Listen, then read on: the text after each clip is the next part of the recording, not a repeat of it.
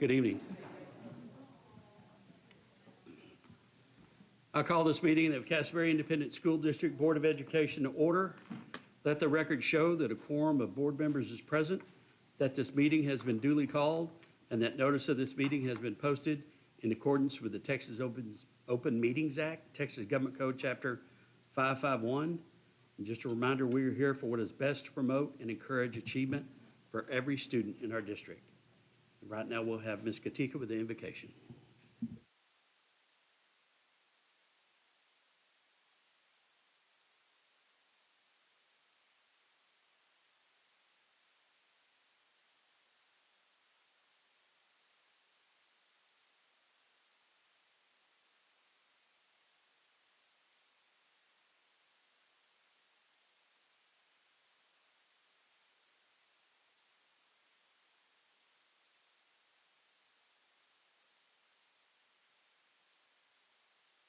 This. Remind myself to please use your microphone whenever we speak. It's a reminder for myself and for us all. It's just a comment from our last two meetings. So right now we're on item 3, communication from citizens. We appreciate you being here this evening. We always welcome communication from citizens of our district. Individuals who wish to participate during the portion of the meeting designated for public comment shall sign up with the presiding officer or designee no later than 1 p.m. of the day of the board meeting and shall indicate the agenda item or topic on which they wish to address the board. Ms. Branch, do we have anybody Yes, who we wishes to do. speak? Thank you. We do have Eric Crail here to speak to you.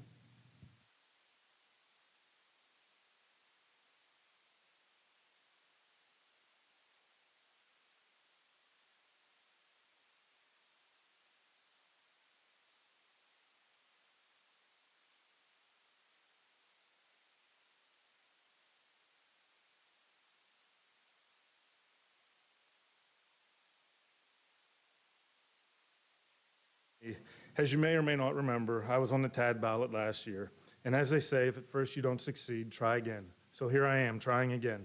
Only this time things are a little different. There are fewer board positions open, and there are new tax entities participating. This year there will be 2 open positions. Wendy Burgess and Mike Alford's terms expire at the end of the year. Castleberry will have 6 votes to allocate. Your process to elect will start at the end of this month or in early September.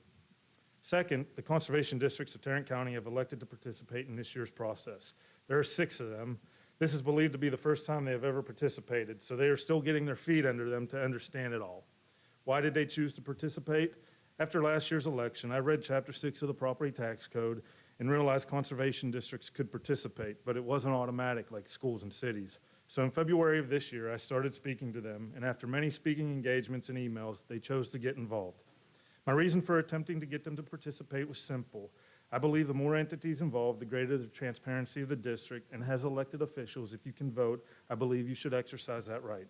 Now their process is a little different. In fact, they just nominated for the final ballot, and I'm happy to say the Conservation District selected me to be their nominee on the ballot this fall. So here I am, first out of the gate.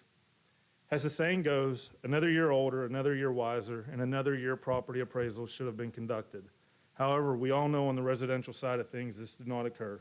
In front of you is a packet I prepared. I've added my commentary to it and would be happy to answer any questions you may have about it. The thing I found most interesting about the information I provided is that Castleberry ISD is one of 4 districts in the county that saw an increase in average home values. The rest saw a decrease. Look, I understand this is your appointment and your process, and when the time comes to vote, this board will have to vote for individuals you believe will represent the interests of Castleberry ISD. TAD should not be inserting limits on your ability to raise funds and attempting to control your budget. Your budget is between you and your taxpayers. In fact, it's the other way around. As a tax entity, you control TAD's budget, which, by the way, they just approved on August 12th, and you have 30 days to review and take action if you so choose. TAD does not set a tax rate. They are funded by the entities. I'm not saying taxpayers don't deserve tax relief. I believe we do. But what I am saying is tax relief is not the responsibility of TAD. They are here to value property. You are here to run a school district and set a tax rate based on that value. Yearly appraisals would ensure the most accurate data. Included with the packet is a copy of my resume. When the time comes to vote, I would ask for your consideration. Thank you all for your time.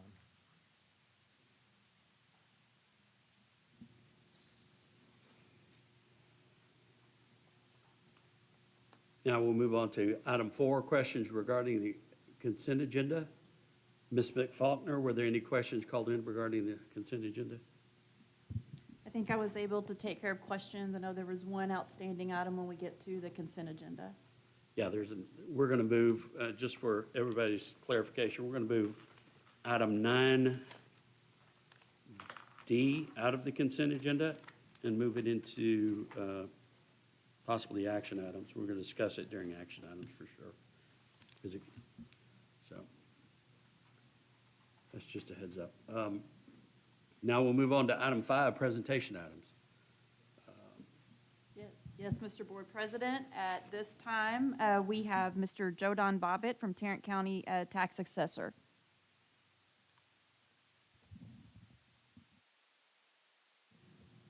Good evening. My name is Jodan Bobbitt. I'm the new Chief Appraiser for Tarrant Appraisal District. We have revised our mock property value study. And so what the mock property value study is basically our attempt to replicate what the state comptroller does when they come in and audit our values. And so the main purpose for the property value study is to ensure equal funding across the state and to make sure that the appraisal districts are doing their jobs being at 100% of market value. So the sales ratio is the main way that they really value or assess us or look at how well we're doing our job. And that's simply our appraised value, or in this case, our 2024 appraised value, divided by the sale price. So we take actual sales that have taken place since July of 2024, and we go through June of 2025. And so they look at those actual sales, and they compare that to our appraised value, which in this case, we're not looking at 2025 appraised values. We're looking at 2024 appraised values. And so when we first started this process, Castleberry was around 82%. And so I had great concerns, superintendent had great concerns, because at that point, below 85.5, there is no grace from the school, and you would immediately lose state funding, or at least a portion of it. Above 85.5, you have a 2-year grace period, and you wouldn't lose funding. So out of the appraised value and the sales ratio, our appraised value, we didn't have any control over this year because we rolled the values from 2024. The sale prices, we don't have any control over because we don't set the market. It's just whatever people actually bought and sold the properties for. So normally, we would have at least one lever to change to try to affect that ratio, make sure that we're at market value. But this year, we really had no control over it. At least the staff didn't. January estimate, when we were doing this in January, we used 2 different sales ranges. We used the entire calendar year, and then we looked at just the sales that the state would actually use. And so the market has changed some, but overall, right now we're at 91%. And so we looked at it like 3 or 4 different ways, and we believe Castleberry will be okay. Now, granted, that is my estimate, and the state has final say over that. Those results won't come out until January 31st before we actually know what happens. If it does end up not good, then we could assist in appealing that to the state and try to get the values back up. And essentially, you just attack the certain sales that are not, basically they're hurting the ratio. One of the things that did change, the number of sales. So when we first looked at this in January, there were only 69 sales. That's a pretty small sample size. And so a lot can change. So by the time we got to the end of basically right now, we're looking all the way through June. And so we have almost twice as many sales. And so we have more properties to look at. The ratio looks a little better. 69 is not very many across an entire county or entire school district. In 2023, the state used 150 sales when they valued Castleberry. And so 127 is enough, but it's getting a little shy. But the ratio did change from 82% to 91. So it's not great. We'd like to be above 95% because then you're considered local and valid. But below 95, you're eligible to grace until you get down below 85.5. Do y'all have any questions? So just to clarify, that's for 2 years of grace, right? Yes, ma'am. Okay.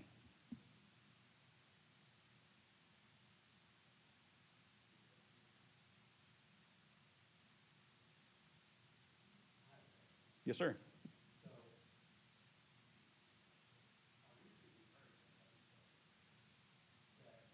The few areas that, where, thank you, we were one of the few areas where the prices rose? The Does that average, sound correct? The average prices rose? yes, sir. Is there anything you can point to or speak on?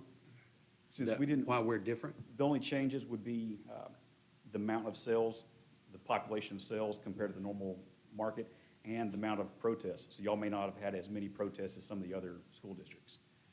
Because since we didn't change the value, but people still protest at the same or higher rate than they have in the past, we still lost 10% roughly on most protests.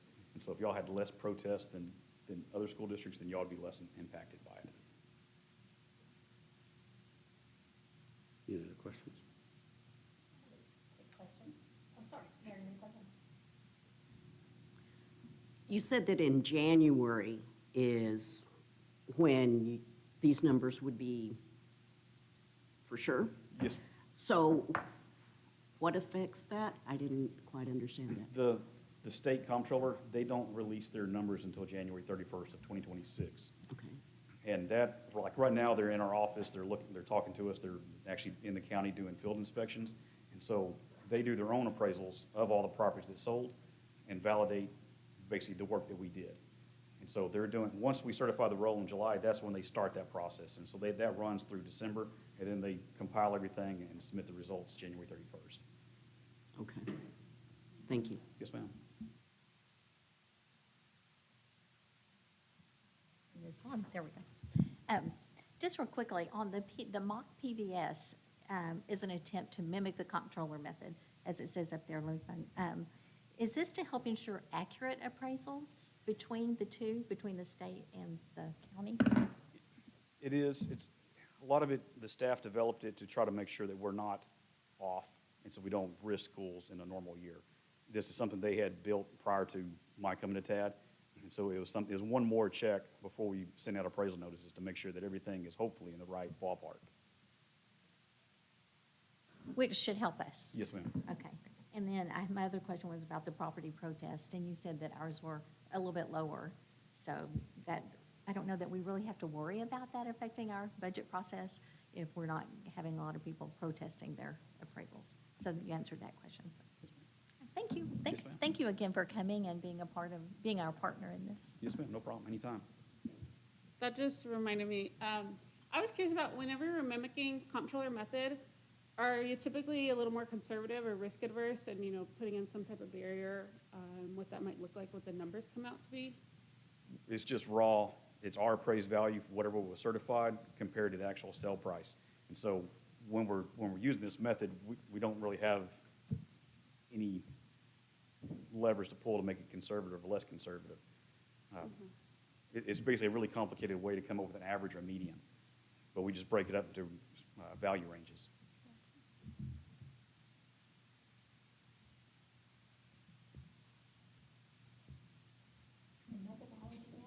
Yes, ma'am, it does. Mr. Bobbitt, thank you so much for what you've done for us, and thank you for being here. Yes, sir, no problem, anytime.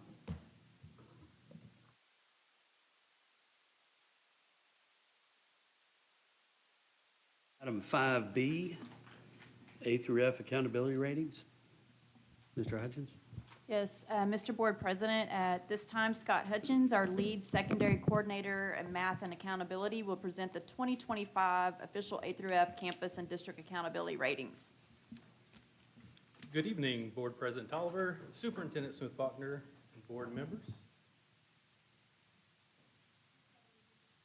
Let's try. I'm excited to share with you the 2025 campus and district A through F ratings.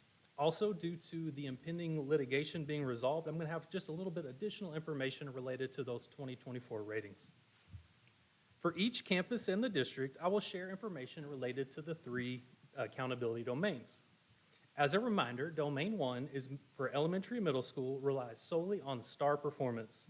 An average of 60 for approaches, meets, and masters earns an A. So you'll hear lots of conversations around us shooting for 60% meets because that's ensuring the district is an A. High schools are also measured on CCMR percentage, graduation rates, and graduation rates for Domain 1. Domain 2 takes the better result of growth percentage in math and reading and/or campus relative performance, which adjusts those Domain 1 scores based on economically disadvantaged rates. Then finally, Domain 3 is looking at individual subpopulations and their performance and meets growth, TELPAS, and CCMR. In addition to those campus ratings, we're also going to look at distinction designations. To earn a distinction, a campus must perform in the top 25% of its comparison group. Comparison groups are set by the state by selecting 40 schools with similar percentages of economically disadvantaged, emergent bilingual, and special populations. Back in 2023, we only had 2 distinctions district-wide. Now we're going to take a look at our campus ratings. A.V. Cato experienced exceptional growth in 2024. That boosted their overall accountability rating to an 85.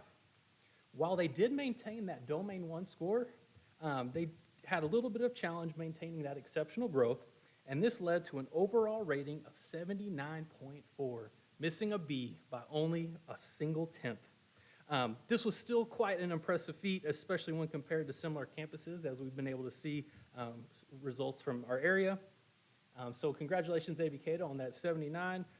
And I do want to point out that they did receive 3 designations that I have not been able to share with you. They received 1 for academic growth, 1 for post-secondary readiness, and finally 1 for closing the gaps. Next, to Castleberry Elementary. Castleberry Elementary made notable gains in both Domain 2 and Domain 3, largely due to the individual subpopulation growth. Their overall score of a B reflects a 5-point increase over these 3 accountability ratings.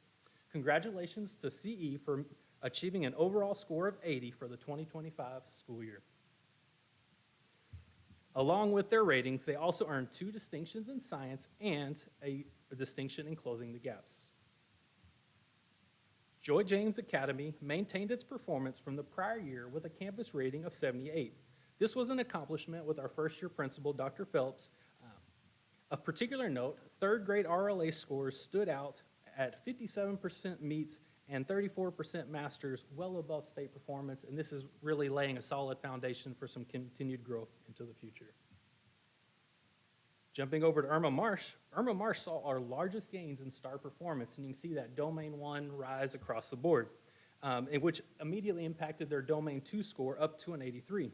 While they did fall short in Domain 3, particularly in TELPAS proficiency, they still earned an overall B for the 2025 school year. Congratulations to Ms. Bierce and her staff for this high level of success.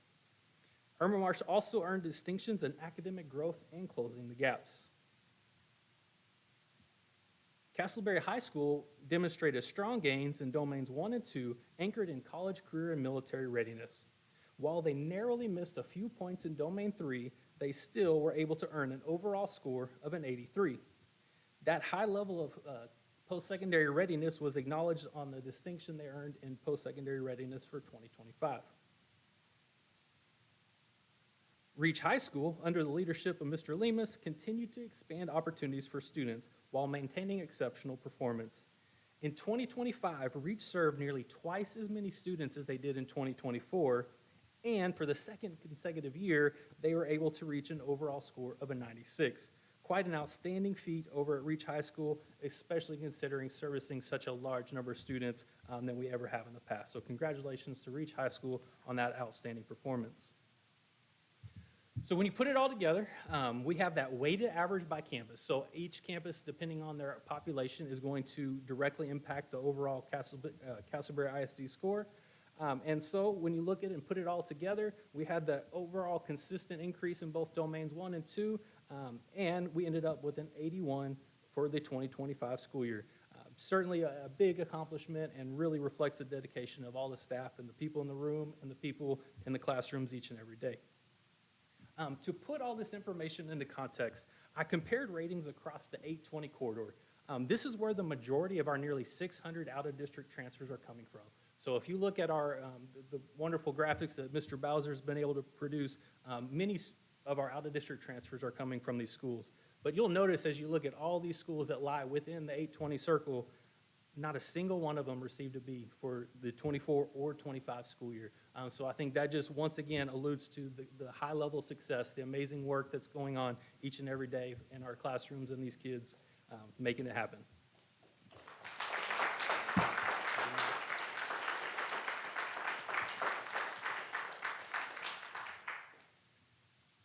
Now, to take it just a step further, and this is a little small, but I'll try to explain. Research shows that students from economically disadvantaged households often face challenges not experienced by more affluent peers. TEA has acknowledged this by designing an accountability system to try to minimize the connection between poverty and performance. And so their whole reason there is a relative performance score is to try to minimize that trend. And so when I took all 20 schools from Tarrant County, so this is a culmination of all 20 schools from Tarrant County, and we examined using TEAC 8.5D from 8th grade math, we were looking at a trend line. So across the x-axis, you've got the economically disadvantaged rates. On the vertical axis, the y-axis, that's campus scores. And you'll see in the upper right corner, Castleberry ISD well above that trend line. And so where Castleberry ISD should perform, if we performed in line with the other schools in Tarrant County, is we should be about a 76. But that's not the case because of all the great things happening in the district, performing well above that trend line. And you'll notice that more than half of the schools we performed higher than more than half of those schools in Tarrant County, even though we have a much higher economically disadvantaged rate. When you take that a step further and you go to the next slide and you see all of Region 11, similar trend. As economically disadvantaged rates go up, while the trend's not quite as strong, there's still a correlation that says overall district scores and performance does go down. And based on the trend, the data here, this says that Castleberry should be performing at about a 72. If you look at all of Region 11, it's 9 points higher. So just once again, far exceeding where we should be dedicated to just the hard work that's happening on each and every day in the classrooms and these wonderful people behind me.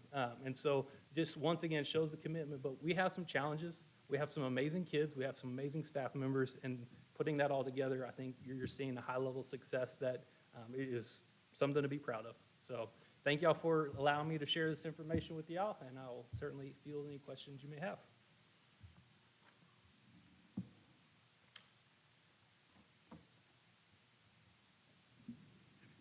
Let me be the first to say congratulations, good job. Good job to all of you. I just All of you. report on it. It's all the amazing people back there doing all the. Yeah.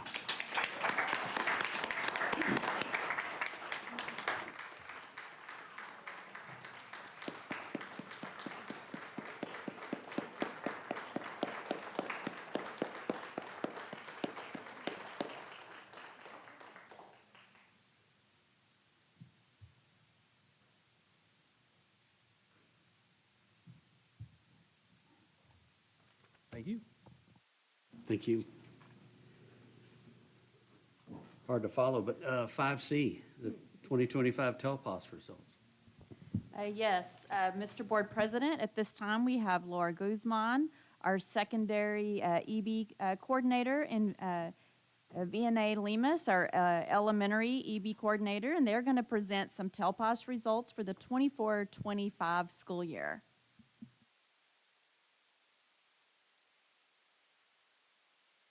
Ms. Smith-Farner. We are thrilled to be here today to share TELPOS data from 2024-2025. We have included the following slides for you as a reference. We explained them in the back in June when we present about a short information about TELPOS. In the context of Texas Public School, A through F accountability system, domain 3, like Scott mentioned, measure closing the gap, which include 4 components. Today, we are focused on TELPOS, which drive English language proficiency score and strongly impact our accountability rating.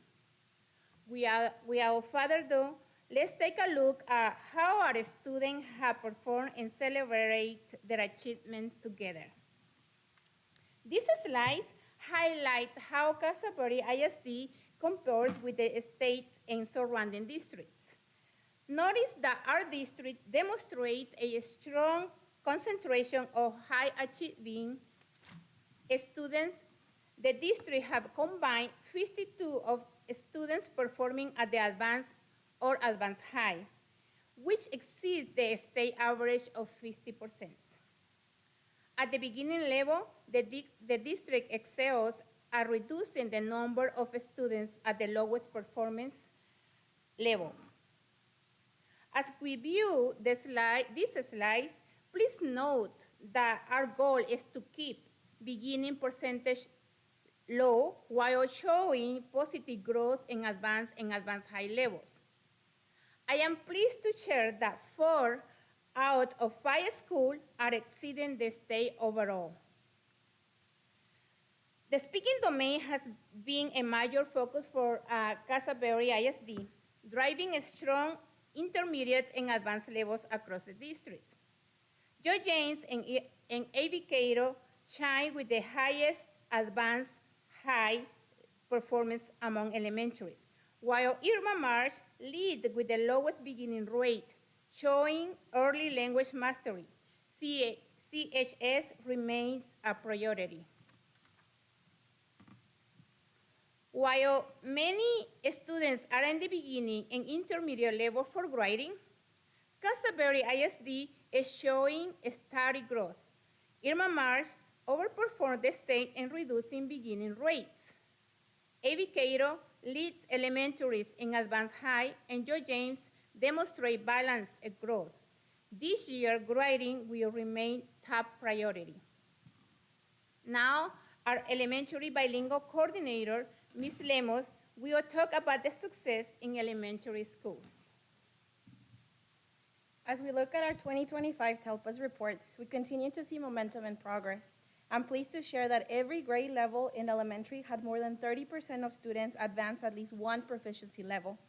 Our first graders show the highest growth, and while we see a dip moving into second grade, this is likely tied to the transition from holistic ratings to online testing. Overall, early grades, especially first, are showing strong gains, and our upper grades point to areas where we can focus additional support. It is also important to note that TELPAS uses grade level clusters, and the shift into a new cluster in fourth grade may have played a role in slowing growth for those students. We have also included a breakdown of TELPAS progress data for each campus. At A.V. Cato, 53% of students advance at least one proficiency level, the highest gains in the district for this grade. CE had strong growth in first grade and third grade, with first grade leading the district.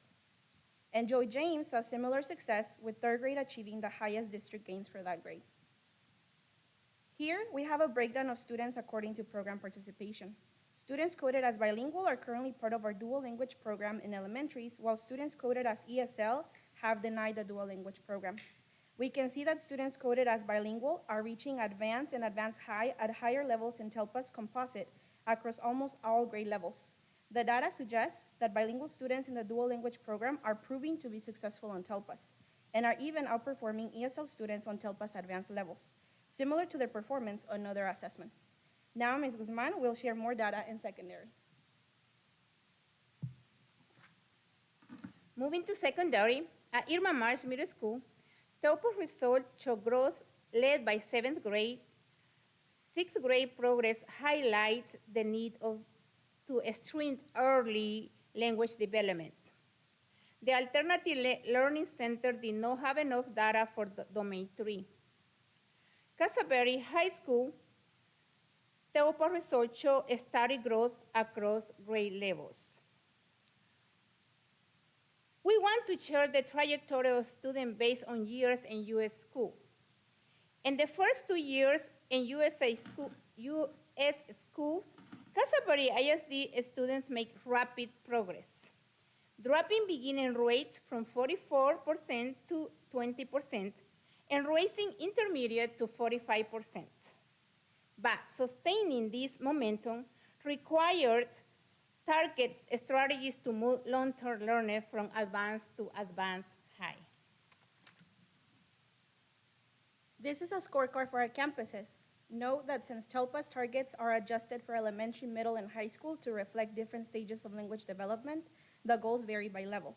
Campuses can earn up to 4 points by meeting the interim and long-term goals, which count towards their accountability rating. With that being said, Castleberry ISD exceeded the 2025 interim targets and long-term goals at every elementary campus, a major celebration for our district. At the secondary level, our high school met the interim goal and came within 1 point of the long-term target, while Irma Marsh, though not meeting the interim, earned an accountability distinction in closing the gaps. To sustain this momentum, we remain committed to pursuing the long-term goal, confident that we can achieve it. I would also like to highlight several of our strategic actions that have contributed to our progress. To start, student TELPA's data was thoroughly analyzed with teachers at the start of the academic year.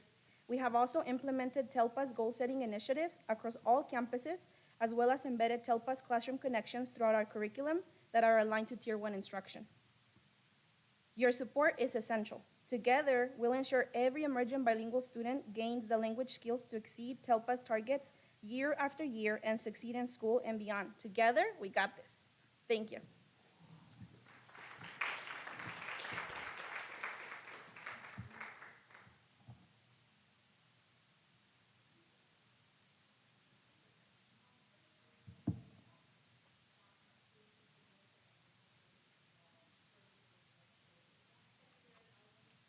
No, it's from kindergarten, yes.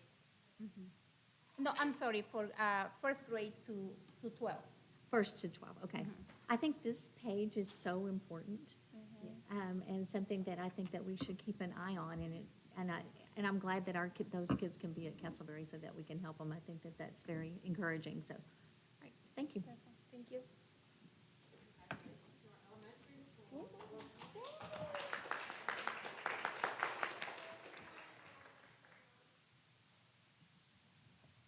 Thank you so much. Thank you. Sorry.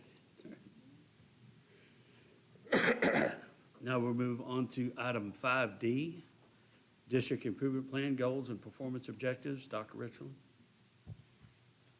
Yes, Mr. Board President, Dr. Richland, our Executive Director of Educational Leadership, will present the 25-26 District Improvement Plan Goals and Performance Objectives. But before she begins, I'm going to front load with some of the work that we have done.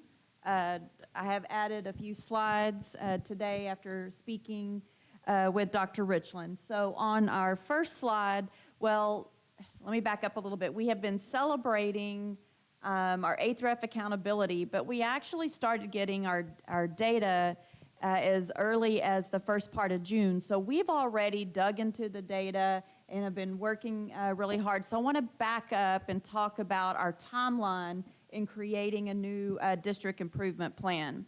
So we began back in March and April of 2025.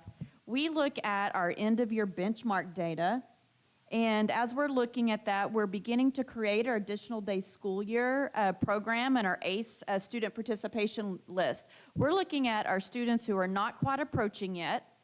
We're looking at students who could go from approaches to meets, and we're looking at our kiddos that we can move from meets to approaches, because our summer program's about acceleration. How can we accelerate all of our students to meet their fullest potential? So we're looking at benchmark data before our STAR data ever comes out, and we begin inviting students at that time, and then we finalize our programming of how many teachers, what are we going to be providing over the summer.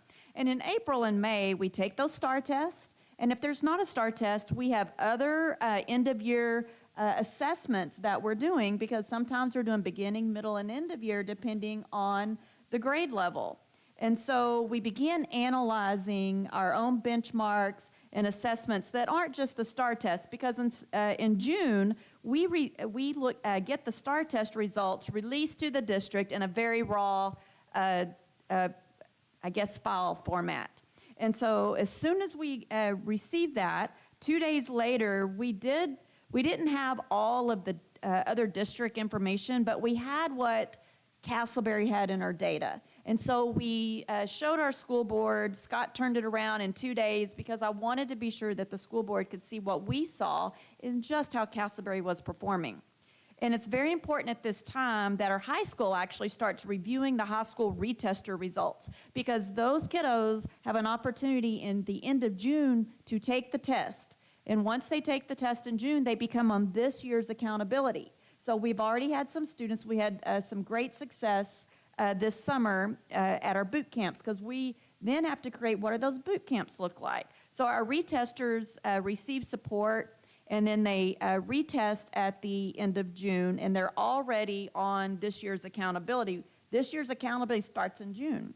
So if you go to the next slide, in June, our administrators and district leadership reviews that student data.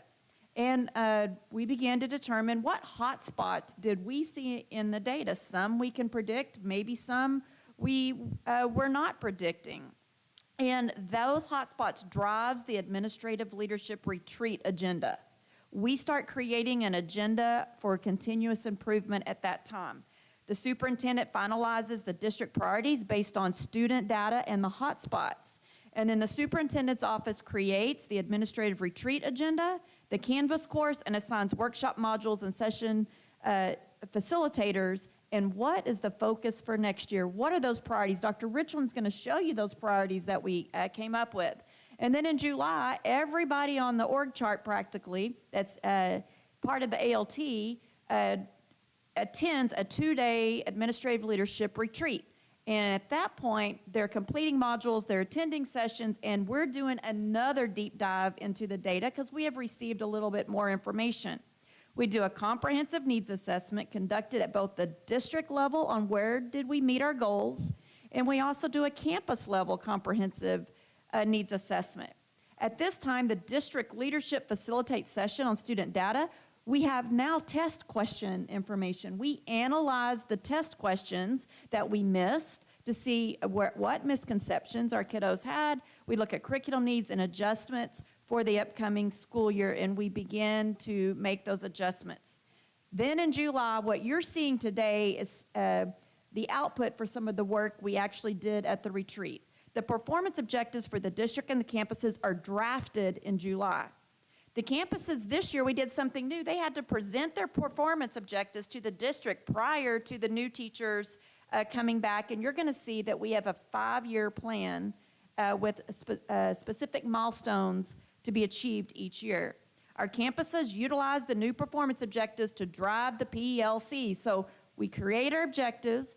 Each PLC now has a goal that each time we do progress monitoring, they're working towards that goal. The campuses utilize from the sessions and create returning teacher professional learning in their data dig day. So on day 1, we have convocation. Guess what? They go back to their campus and they look at the data and they review the goals that have been set for their campus improvement plans. Then district progress monitoring is scheduled at the end of each 9 weeks. So they go into a real deep dive into where are they as far as the progress on their data. Then we do brief overviews of district and campus data shared with the school board based on progress towards meeting performance. We do a big data dig day, but then you're going to see a very summarized data sets towards those goals on the campuses. So we're in this process beginning about March and April. So what I've asked Dr. Richland to do today, we're slowing down this process a little bit to ensure that everybody understands where we are and what strategies that we're looking at. So what I've asked Dr. Richland to do is talk about the priorities we came up with and the performance objectives and how it aligns with A through F. Okay? So take it away, Dr. Richland. Yes. Yes, Remember how to do this. And I know we did a comparison, it was like 23, 24, 25, and then, but I know there's still the lawsuit for 24. Is that just? No, or it's been released now. So Yes, ma'am. so they're all. It's official. So they're all official now? Yes, ma'am. There's no more. Yeah. Good tied up question. and litigated. Okay, thank you. The only thing I think that you're going to see is the extended responses. Some people are having their extended responses rescored. And so they're seeing significant gains when they rescore, but I think we've decided to move forward. No, ma'am. No, we're not. we know where we are, and we've looked at our data, so we have already moved on from that, so. Well. I can't. I think my question is, do we feel comfortable it's a fair assessment of what our kids did? Because I know last year's zeros were like something big that we combated. The only place so- that we would have any type of questions would be in third grade, because we had the most amount of zeros in third grade, and that's where the overall scores were lower, and when we looked, it was mostly in extended responses and not the reading. Okay? Yes, we can see them. Okay, Dr. Richland, great question. Thank you, Ms. Smith-Faulkner. So here are our district priorities for this year. We will be focusing on third grade reading and math, eighth grade social studies, seventh grade math, English 1 and English 2, retesters, and early literacy. Goal 1 remains the same, and it's focused on all 3 domains for A through F accountability. So before I dig into the performance objectives, give me a few moments to take you through how our performance objectives are connected to accountability. So in the navy boxes at the top, you see all 3 domains. Domain 1, student achievement, domain 2, school progress, and domain 3, closing the gaps. In pink is what we need in every area to earn an A. In student achievement, we need 60% meets when looking at all tests. In domain 2, school progress, we need 85% growth in reading and math, or we need to meet the relative performance target on all tests. This target, the relative performance target, is a modified or adjusted target based on campus and district performance in school districts that have a similar economically disadvantaged rate as we do. So notice the target is different. 55% meets at the elementary level would meet that target, and 50% meets at the middle and high school would meet that target. In domain 3, closing the gaps, to gain an A or earn an A, our target is to score 3 out of 4 in our subpopulations in reading and math, meets and growth, as well as TELPAS, CCMR, and graduation rate. When you look at the blue boxes, these are our goal 1 performance objectives. Notice this box here. You'll see that there are 5 elementary performance objectives, 9 middle school performance objectives, and 6 high school performance objectives. I bet you're thinking, that's a lot of performance objectives. But let me break that down for you. So when you look at these 9 middle school performance objectives, 3 of these are reading. There is a 6th grade reading performance objective, 7th grade, and 8th grade. So there's 1 performance objective for each content area and each grade level. That is much more manageable for a teacher, and it's also very clear to the teacher what the target is for their grade level and content area. The gray boxes are goal 2 performance objectives. These are our HB3 performance objectives. We have 3 of those, 1 in early literacy, focused on improving 3rd grade reading, 1 in early numeracy, focused on improving 3rd grade math, and 1 in CCMR at the high school level. When you look across this visual, notice how our performance objectives are aligned in each area to meet our goal for domain 1, domain 2, and domain 3. At the bottom, there are 3 additional performance objectives that are focused on hotspot areas for us, which I will address a little bit later in the presentation. So, as you heard from Ms. Smith-Faulkner when she did that great review of our timeline, in Castleberry ISD, we don't wait around. We act quickly on our data. And so I want to point out that Ms. Smith-Faulkner worked very early in the summer to develop our ALT retreat Canvas course. Notice that on day 1 of our retreat, and remember that this includes all of the people in this room and additional district and campus leadership. On day 1, in Module 2, Mr. Hutchings provided an overview of A through F accountability, how it is calculated, and provided each of the campuses with their data, as well as provided us with our district data. In Module 3, we used the data that was provided to us by Mr. Hutchings to begin to develop our performance objectives. Notice here that each of our campuses and district leadership teams had this workspace to begin to develop those performance objectives aligned to our data. If we go back to the presentation, Here I'd like to show you those performance objectives. These district-level performance objectives were developed based on, we looked at our campus performance objectives. In fact, we didn't just look at them. Our campuses came to educational leadership, as Ms. Faulkner stated, and shared their performance objectives with us for feedback and for approval. Then district performance objectives were developed so that, of course, if campuses are meeting their performance objectives, districts are as well. These are aligned. So when you look on the right-hand side, these are the district performance objectives with the goal of meeting them by June of 2026. But notice that we have written 5-year goals so that by 2030, we will be an A in every area. The green box indicates what we need to earn an A. If you come back over, notice that we have established milestones. These are achievable, realistic milestone goals that we can focus on each year leading up to 2030, where our goal is to earn an A in each area.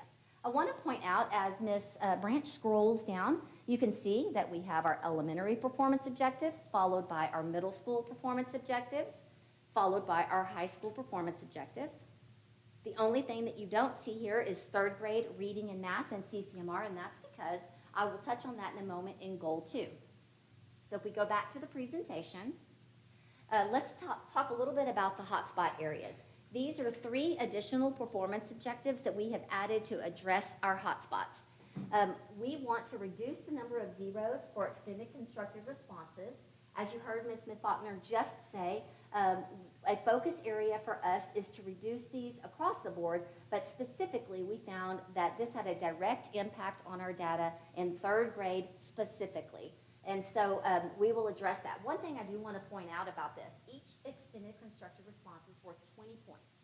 So that means if a student has a 0 on their extended constructive response, the highest they can possibly earn is an 80.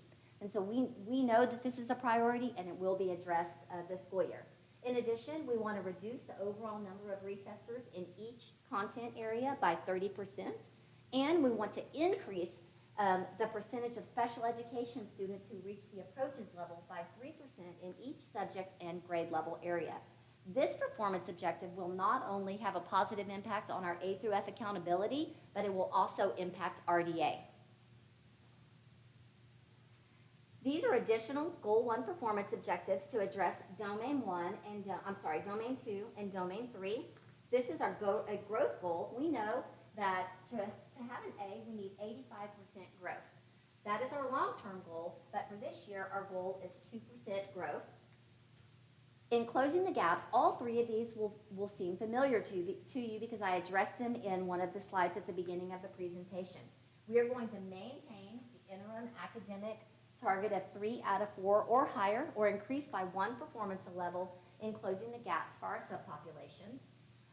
For our emergent bilinguals, we will meet the long-term interim target of 50% for middle school and high school and 55% for elementary. And we will increase our graduation rate from 96 to 96.5. Now I want to move on to our HV3 proposed goals. So if we look at these goals, they were developed in the same way that our performance objectives were developed for Goal 1. These proposed performance objectives are for 3rd grade reading, 3rd grade math, and college, career, and military readiness. Notice this is what we plan to meet by June of 2026. I want to just point out, you notice I've added the word reset here. You might recall that our HB3 goals expired at the end of last year. That was our 5th year. So this is a reset year. And so we are recommending these goals, and we have established a 5-year goal. Again, our goal is that we will be an A by 2030 in each of these areas. 55% that you see here for reading and for math is aligned to that relative performance target that I discussed earlier in the presentation. And again, these are the milestone goals that are reasonable and attainable that we will work toward each year leading up to an A in 2030. So now let's move on to Goal 3, which is focused on effective communication with our families. Here, in the next 2 slides are focused on increasing and strengthening family engagement. Specifically, one exciting thing that I would like to point out is that this year, on October 27th, is a student-led conference day. This has been added to our district calendar, and this is a major initiative for us this year. During these student-led conferences, our students will have the opportunity to provide for their parents an update on progress toward their goals, their progress on their graduation plan, their pathway completion, their attendance, and more. You can keep going, Angel. There we go. Goal 4 is focused on efficient and effective operations. Here, when we look at facilities, our goal is to oversee the construction of a state-of-the-art high school while also maintaining our other facilities. In the area of, next slide, Ms. Angela. In the area of finance, our goal is to increase our fund balance by $200,000 to $500,000, earn a B school first rating, and continue with zero-based budgeting. In the area of safety, we will provide a safe and orderly learning environment by providing our staff with training, conducting threat assessments and entering those in, and also addressing the needs of our lowest performing 5% of students through MTSS. In the area of, next slide, talent acquisition, we are going to increase teacher retention by focusing on strategies such as mentorship, career advancement, and competitive compensation. If you recall, 3 years ago, our turnover rate was 30%. We have reduced that to 22%, and now our goal is to reduce it further to 20% by June of 2026. In addition, you all know that special education positions are very difficult to fill. And so a strategy that we're trying this year is to support at least 10 of our current teachers in earning their special education certification. In technology, we're going to enhance our cybersecurity to reduce critical vulnerabilities, and then also partner with TLI to develop a dashboard that will support us with analyzing our third grade data. Now you might ask, how in the world are we going to accomplish all of these performance objectives? Well, we've got strategies. So in September, we will bring to you strategies to meet our goals for goal 1, 3, and 4. And you will be presented with progress measures to meet our HB3 Houseville goals in goal 2. Thank you. Any questions for me?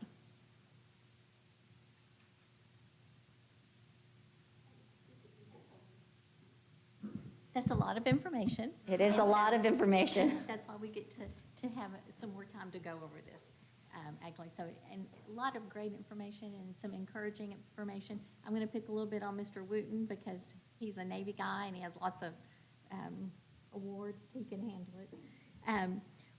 What do we have to do to get an A in school first by 2027? If our goal is to get a B in 2026, can we be on target to have an A?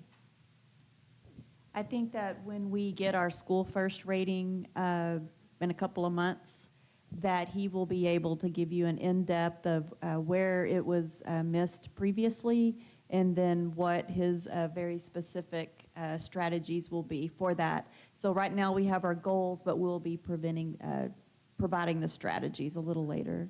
So it'd be a little presumptive to put a 2027 goal in this plan right now. Mm-hmm. Okay. And then you said you were going to talk about the hotspot areas. Did I miss that? Yes, you want to back up, Angela?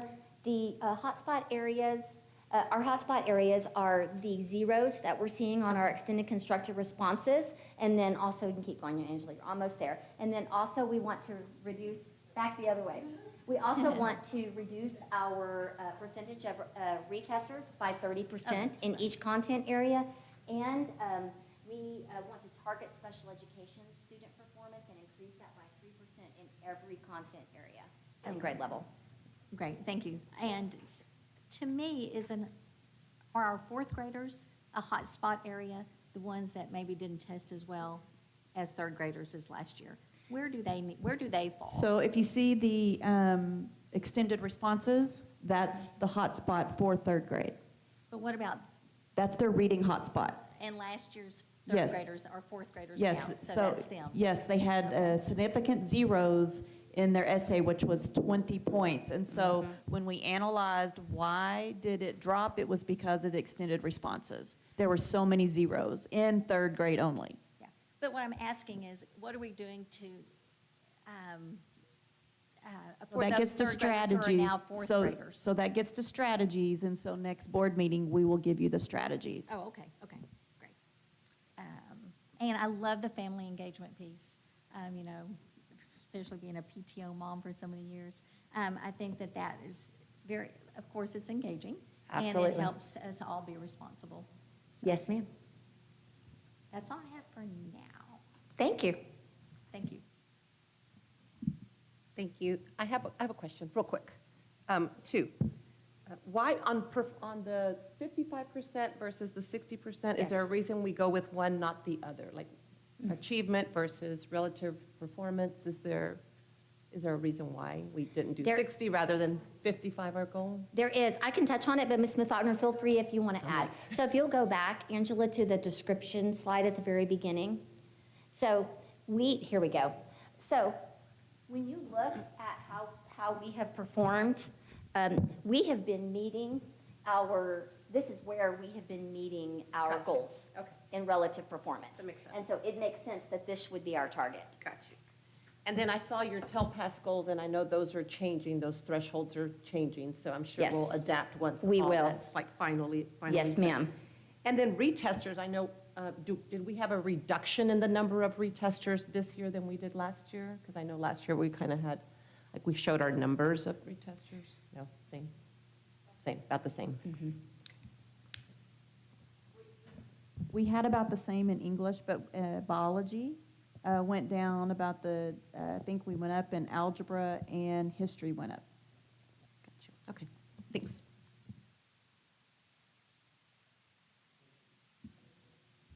And I think that's something else, that's a great goal, the retesters, to decrease that by 30%. I think that is, I think it's important, of course, obviously.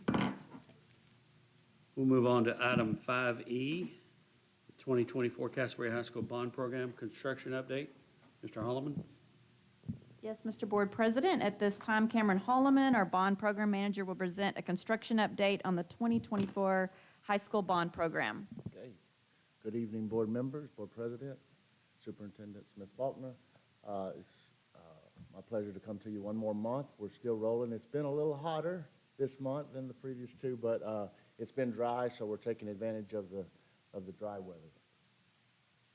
Still on strategic goal, on time, within budget. I'll show you some details on that, and following all safety precautions in order to provide a great learning environment.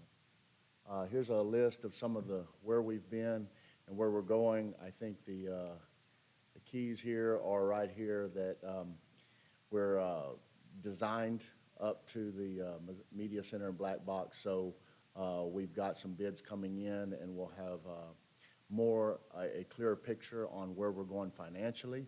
And then, the underground is done, and decking you'll see some pictures of. Here's a timeline of it, broken down by infrastructure, renovations, and new construction. Big picture, I think infrastructure is complete with the exception of the water line, which you've heard numerous times. But we are anticipating a September start date on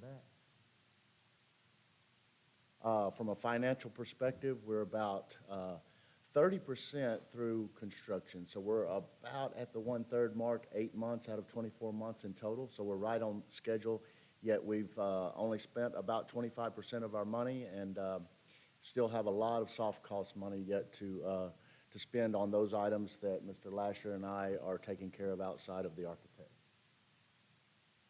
Now I'll show you a few photos of the inside and a little drone footage of the outside. This is our band hall.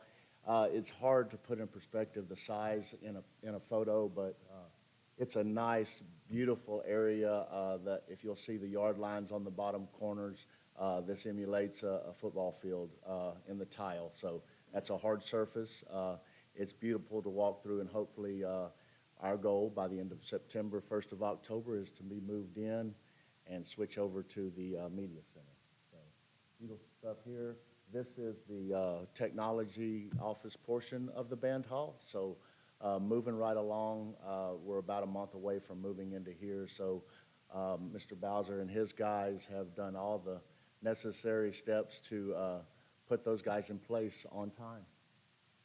I'll show you a quick about a minute of footage. I'll pause a couple of times, but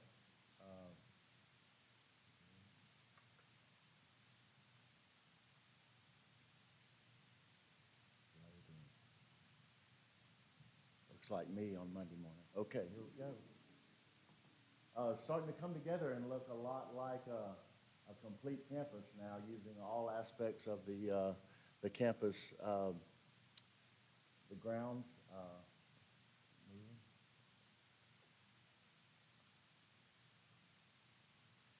It's a lot. Overall, while it's loading, I'll show you, this is area A. This is our connector. So the big thing is that we've got all of our roof decking up, with the exception of a little bit in area A. So that's really good news. We've got most of our pours in place. We're actually pouring the second floor in areas A and B. So we're moving right up. I still think by January, February, we'll be enclosed in all areas. Area A and B are anticipated to open up next summer, so we'll have access to those. And then along the west side, just in case this doesn't load, along the west side right now, what that shows is that we are complete with the site work. We've got the underground put in for the student parking. We really need that. I counted, I think, on Friday, there were 60 vehicles from our contractors that are parking along that football field in the sand. So we're lucky for it to have been dry. There we go. Okay, I'm gonna repeat myself a little bit. Okay, so coming together a little bit. I'll try to get inside the storm shelter. I want to really point that out. It's nice. Well, that's okay. Yeah, there we go. Pause for just a second, let it load. There we go. Keep it moving, and we'll pause right when it goes inside. It's the next step.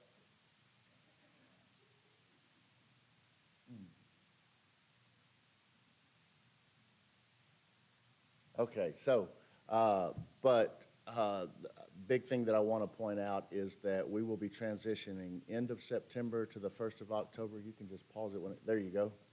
There you go. Okay, so you'll see we've got our rough end, so that's our, what will be the locker room, dressing room area of the gym. So this is area B, this is the storm shelter. This is about, price-wise, this is about 40% of all the new construction. Because the links we take for the storm shelter. But this is on the south side of the gymnasium building, so you can see the straps hanging down for all of our ductwork. So we'll soon be putting in walls to go along with the decking, and once we're dried in, you can push play and you'll see the gym area. It's about 6,000 to 7,000 square feet of gym space, and that is our storm shelter right there with the thick walls.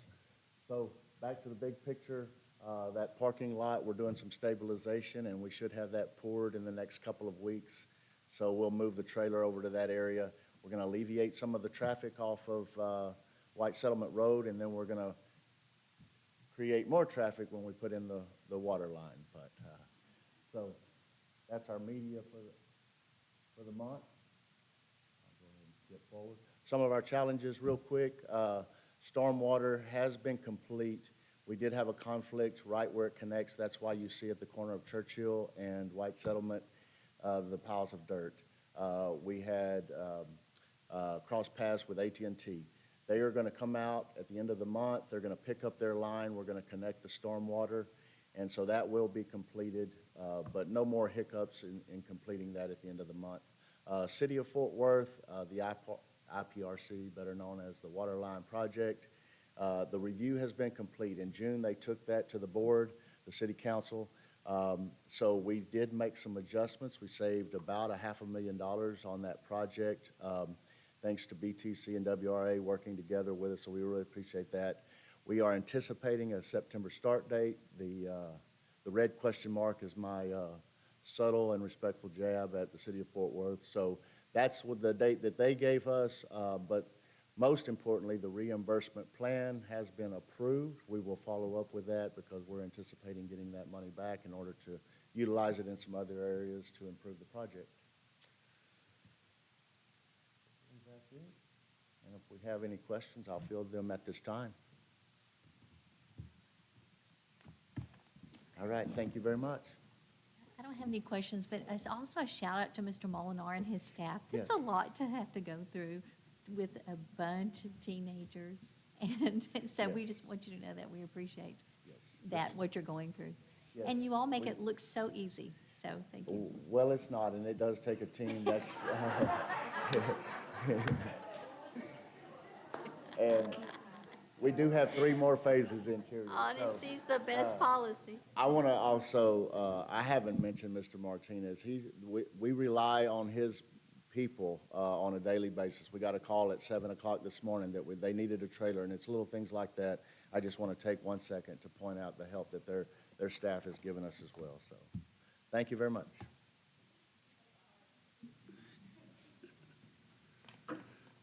Move on to item number 6C, closed session. At this time, the board will retire to closed session under Texas Government Code, sections 551.071 through 551.076 and 551.08 through 551.083 to discuss the items listed on the agenda. The time is 7:06 PM.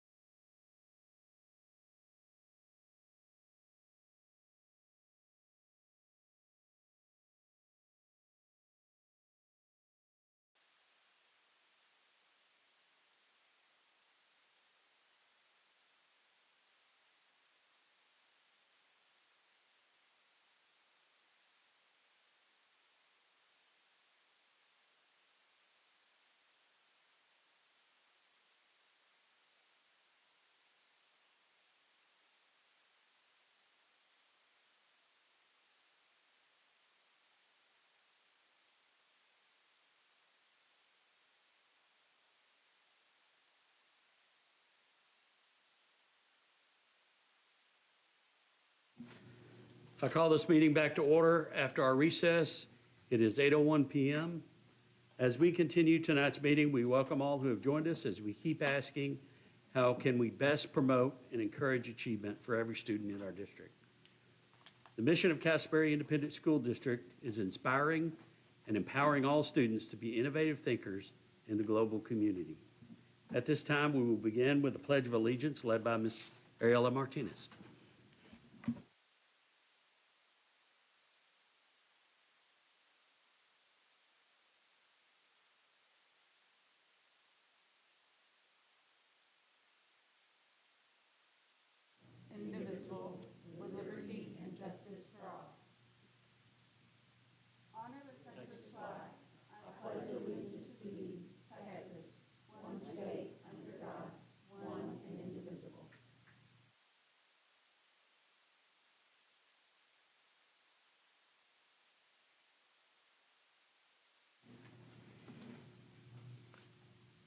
Item 7C, athletic recognition, Castleberry ISD Booster Club. Is that you guys?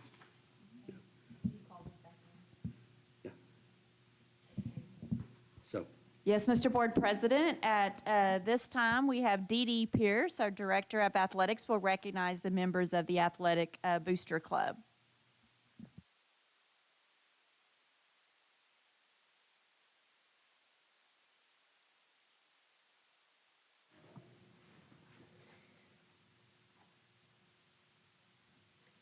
Good evening. I'd like to thank the CISD Board of Education, President Tolliver and Ms. Smith-Faulkner for the opportunity to recognize the outstanding group of individuals that have served many years in the Castleberry Athletic Booster Club.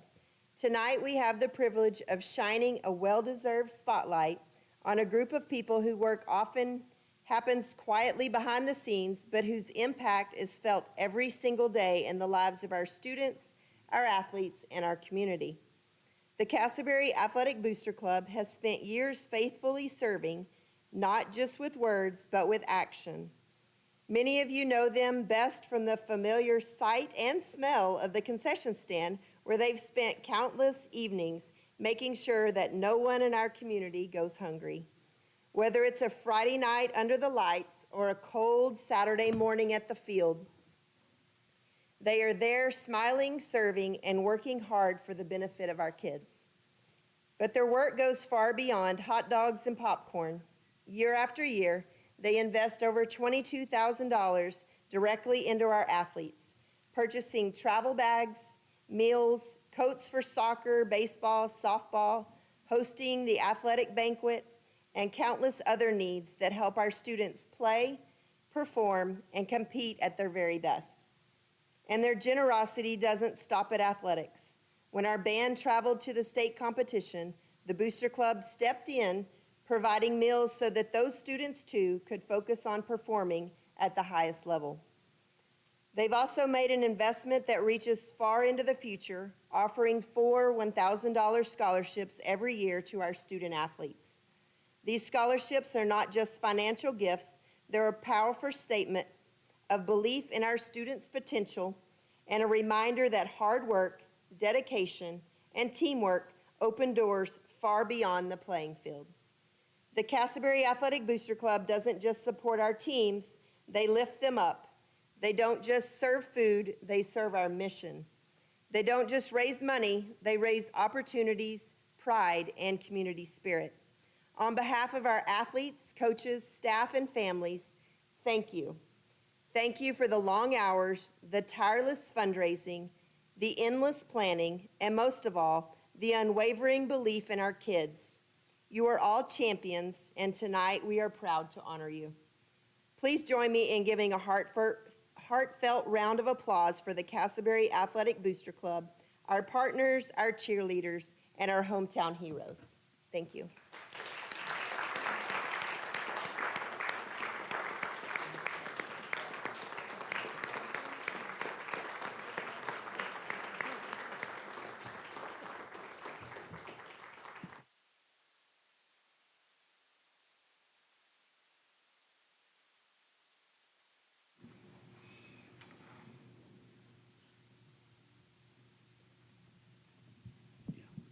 And to honor you, you don't have to stay the rest of the board meeting. You can exit, because I know you already volunteered so much time. So congratulations. Thank you so much for your work. We appreciate it.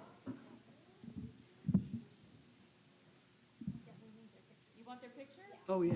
Would y'all like come back, we're gonna take a picture first, how's that? Come back, we'll get a quick picture. You can. No, I'm glad she said that. I've totally forgot.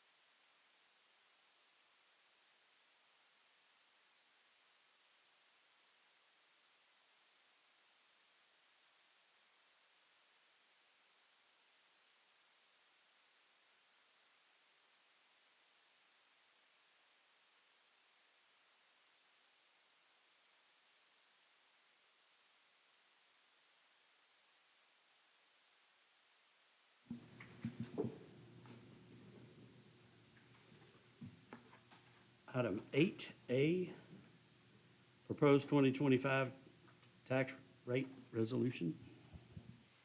Yes, Mr. Board President, at this time, we have our Chief Financial Officer, William Wooten, and he will present the proposed 25-26 tax rate to the board for consideration and adoption tonight.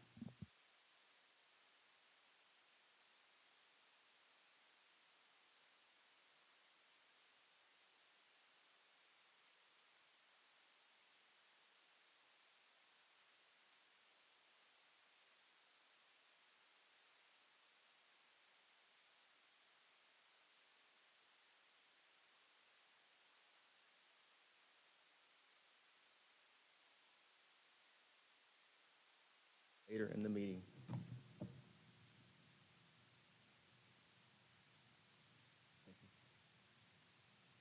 So tonight's discussion points, we're going to talk about the 25-26 proposed tax rate. We're going to talk about the average impact to the homeowners and the legal language, which is the tax rate adoption language. Next. So board, this is the proposed tax rate needed to finance the 25-26 adopted budget. As you can see, the M&O tax rate is 0.7469. That pays for daily operations. And the interest in sinking pays for voter-approved bond. So we believe that the tax rate of $1.2469 is sufficient to pay for all our obligations. And by the way, there's no change from the prior year adopted tax rate. We're keeping the same tax rate. Next one, please. So this slide pretty much compares the proposed tax rate comparison. Basically, what I want you to know here is that when we look at the actual versus proposed, the 24-25 and 25-26 total tax rate hasn't changed. Still $1.2469. The M&O tax rate is the same. And the Tier 1 maximum compressed tax rate, that's determined by Texas Education Agency. That's determined by the state, so we don't have a lot of control over that. And then the Tier 2 enrichment tax rate is determined by the board. Those are the 8 golden pennies plus 5 copper pennies that we levy against the tax rate. And so the INS tax rate, again, is determined by the board. That hasn't changed. That's still 50 cents per $100 valuation. Thank you. Next slide. Good news, the average annual tax bill per homeowner will go down. I'm not sure if you can see that, but it's basically because of Senate Bill 4 and Senate Bill 23. I looked the bill up before I came here again. The average tax bill decrease is $263 per year. Now, I know the chief appraiser talked about market value. He also talked about appraised value, but my discussion tonight is taxable assessed values. And that's how I determine how much money that the district will collect. And so the standard exemption is, it went from $100,000 to $140,000, proposing a 40% increase on the standard exemption. Folks that are 65 and backwards, I suppose, younger.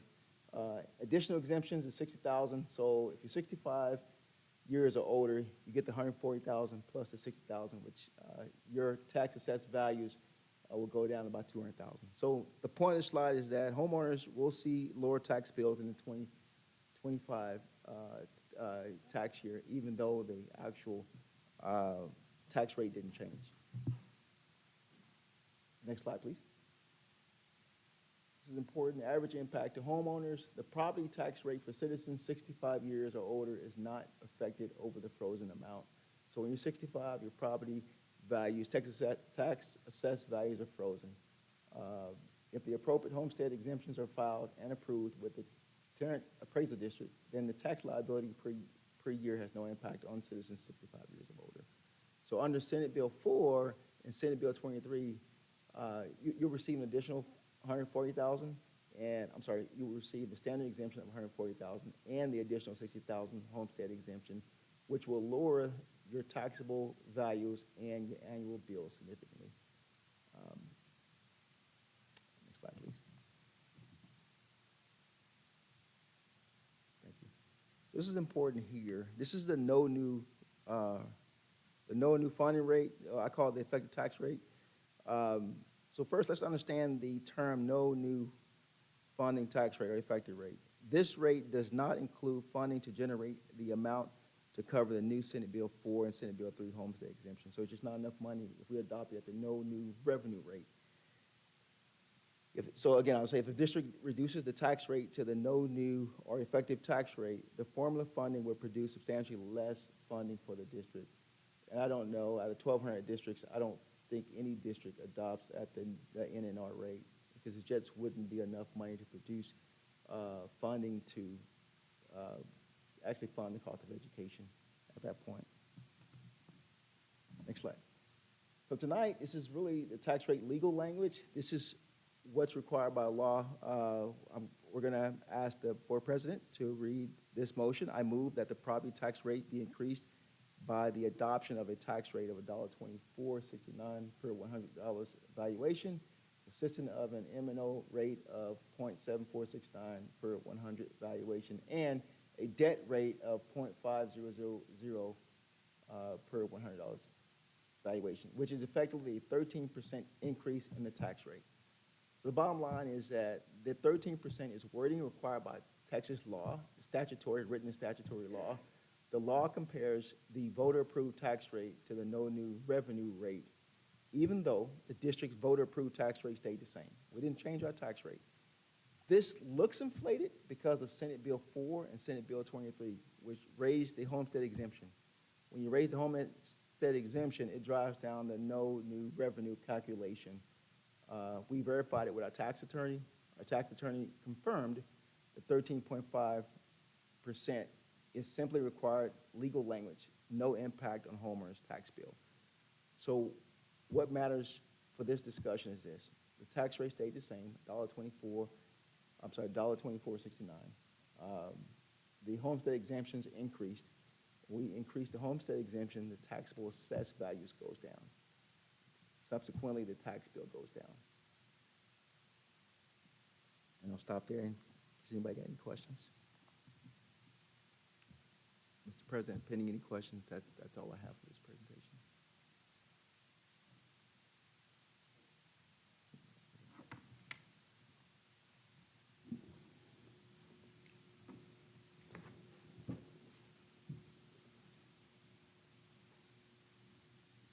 Mr. Wooten, I think you're 8B, also the Finance Monthly Update.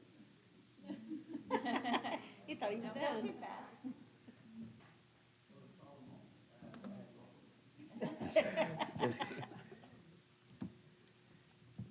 Right, this is probably one of my favorite one here. So let's talk about, this is a pretty fairly standard report, July 2025 budget update. Next slide, please. So today's discussion, we're gonna give you a budget snapshot. We're gonna talk about the financial performance, and then next step action plan.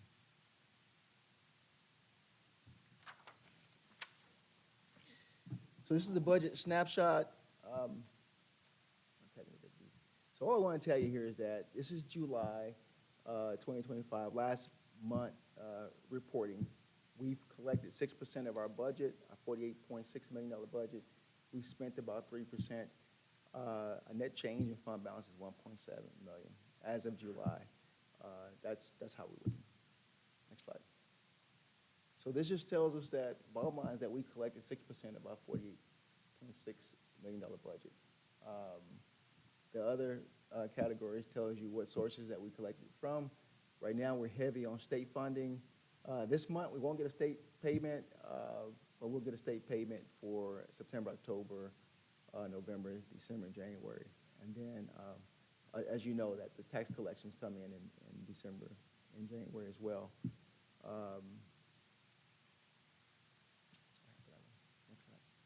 So this is a year-to-year comparison of what we spent in the current year as of July and the prior year as of July. You can see that we spent less, about $481,000 less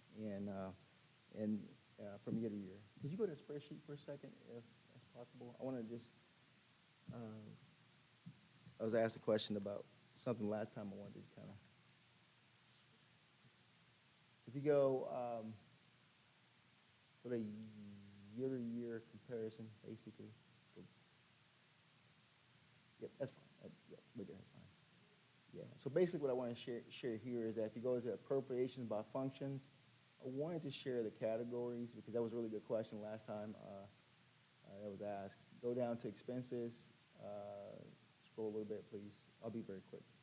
So if you look at 11, it's categorized as instruction. So these are all the functions that I've considered as instruction. 11, libraries, 12, 13 is curriculum, 95 is payments to juvenile justice alternative programs, which, very little money goes there. And so the next one is instructional support. So when you look at that PowerPoint and you compare it to this, I want to go down to district operations. So this is what's considered district operations. Student transportation, obviously, food services is another fund, maintenance, data processing, which is security and monitoring services, and technology. So those are all included. And also, I've included other intergovernment charges. That's very few. That's pretty much TAD. We pay the Tarrant Appraisal District. And that's it. So we go back to PowerPoint. I just kind of wanted to highlight that. Thank you. So we talk about next steps. We're going to continue to monitor projections each month. We're going to talk about the cash flow. Somebody asked about school first. I think cash flow is probably the number one thing I think about every night. And then September 25, next month, obviously, we're going to talk about school first discussion, and then monthly financial report again. In October, we're going to finalize the audit. We're going to get the superintendent, we'll get the debrief from the auditor. In November, the plan is to present the financial audit to the board. So, any questions, Mr. President, that's all we have.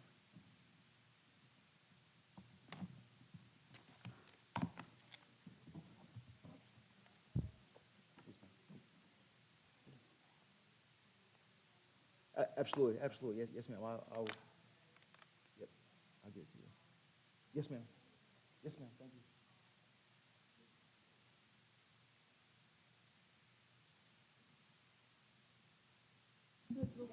Is it not linked? I think it should be there. Okay. Yeah. Yeah. Mhm. Yeah. Statement of revenue and expenditures. Yeah.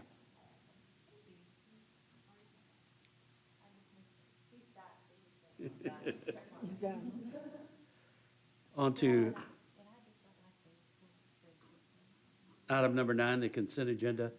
At this time, we will consider the consent agenda as modified without 9D, which we will discuss later on. So is there a motion to approve the consent agenda as modified?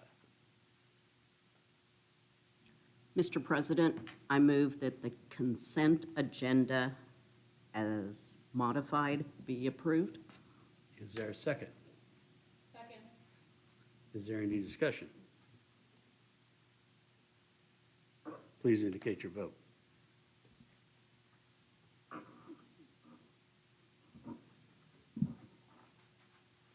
Motion carries 7-0.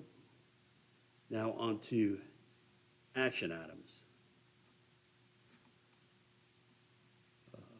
Let's just start out with 9D, since that's really where we're at. Policy update, 125 board presentation. Ms. Gallman, you had some questions about BDB? That is about the school board committee, and I asked that we pull it because of that, I thought that it was, could use a little bit more discussion from us on how we handle, board, committees. Right now, it just kind of really talks about, well, let me get there. Just so you know, Mr. President, I'm using my phone to look at policy. I'm not using it for any other reason.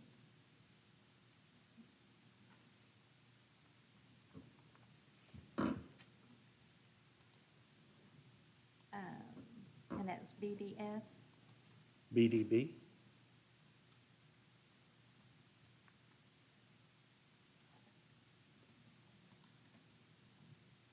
So, and I think that you can go to your, I have it on my desktop where you can go to the policy. I think if everybody can go to the link for the policy for BDD. BDB. BDB, thank you. BDB local. So that we can all read it together. Angela, by chance, can you pull that up? Thank you.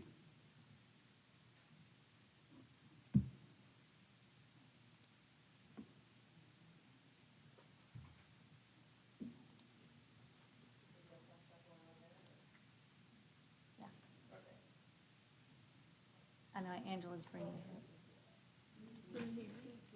BDB local. The mouthful, yeah. Be like boy, dog, boy, boy. Boy, dog, boy. Local. Local.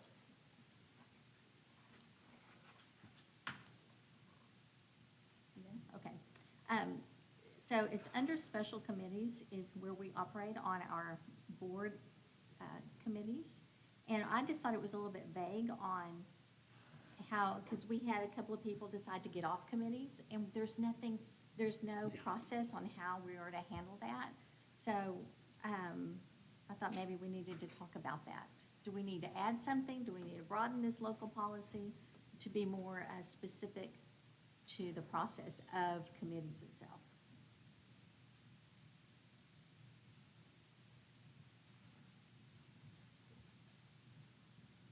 And then the other, that was number one, and the other thing was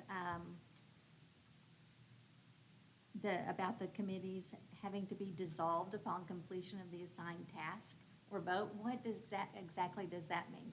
For instance, we had our advocacy committee, and that's an ongoing topic. So we would have to decide, so is it just for that designated plan? For for instance, we had our state advocacy, and we decided we would go and do that, and that was a plan. So does that mean that that the committee is finished then? Or is it an ongoing committee? So I can provide some background so that y'all can make a good decision. The reason that the policy was updated because it derives from BDF to align with it. I'm looking at the local one, which I'm guessing there was maybe perhaps some changes. So BDF was issued in 6/11 of 2025. And so a lot of times when something changes, then TASB provides all of the policies that, one has been changed, so now in order to agree, then they begin to change another policy. So I think that we would have to do some research to see what changed BDF, because it talks about the same thing, dissolving the committee after a task. And so I saw that too, because these were some changes, and I was like, okay, so where all does this go back to that the changes actually came from? Why were they changed? Because it must mean that there is another policy that was changed, so this is the suggested language from TASB to match it, so that we're in alignment with legal.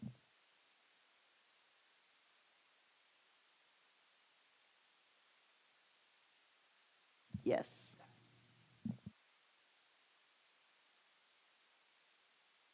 And so this is new territory for us, so I thought it was something that maybe that we should pull from the consent agenda to discuss if we want to have further discussion about this. And it could even be something we talk about in a board workshop with Lone Star Governance. Sorry, I think it's worth us investigating further, because I do think it's just kind of vague. It doesn't give us enough context to say, we do this, don't do this, and you're right, committees are new to us, so. And the other thing is you probably need a regulation. So the regulation says, what are the procedures? So I don't know that local policy would need to change. Instead, we usually have the addition of procedures, which is called regulation, and we can actually look and see if TASB has provided some regulations or exhibits for it. What I would like to ask them is, where did the original changes come Right. from legal? Where did that come from? So that we'll know why this language was provided and what does it match with? What part matches? Is there anything that it matches? And then I'm looking at Wes, he was shaking his head. What regulations are out there or exhibits are out there for us? Right, right.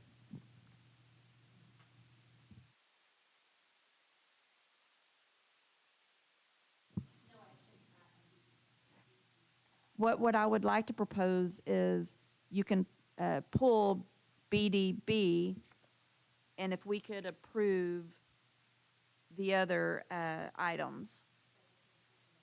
Yes, yes, ma'am.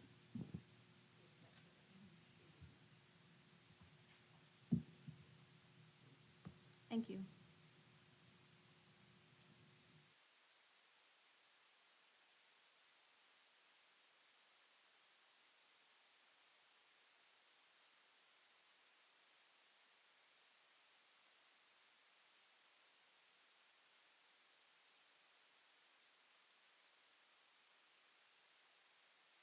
Is there a motion to amend? Mr.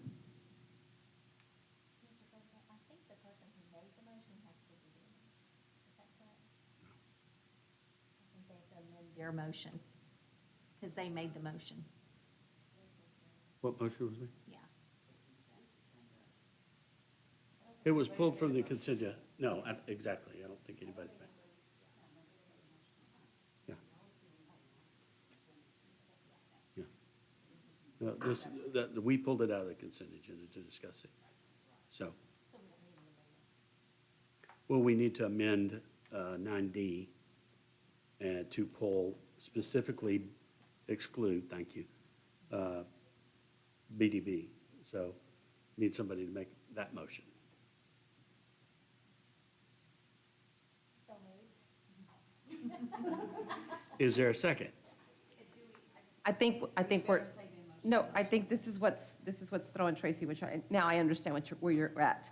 Because the motion says, I move to approve the consent agenda as presented, which it's all in there. So I think that's what's going back to Mary Lou, is what she's saying. Because it's policy update, explanatory notes, 125 local policy. But that's what the motion is, unless the motion is written incorrectly. Yeah. Yeah, I think it's just simple, Mary, we just amends her motion and say. Excluding. Mr. President, I amend my motion to exclude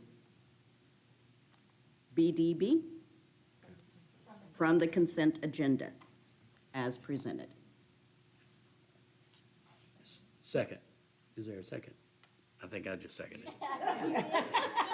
All in favor, please indicate your vote.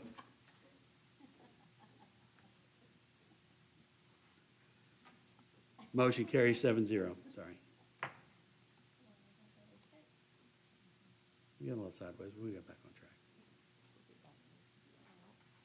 Item 10A, consider approval to adopt the 2025 tax resolution rate. There is a specific motion for that. Is there a motion?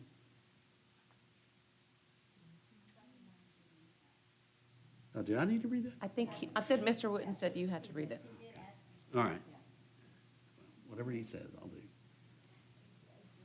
I move that the property tax rate be increased by the adoption of a tax rate of 1.2469 out of 100, consisting of an M&O rate of 0.7469 out of 100, and a debt rate of 0.5000 out of 100, which is effectively a 13.5% increase.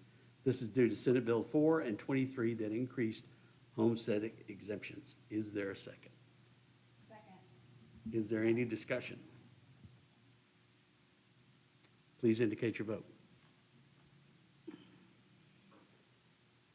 Motion carries 7-0. Item 10B, consider approval of the 2025-2026 budget amendment number 2. Is there a motion?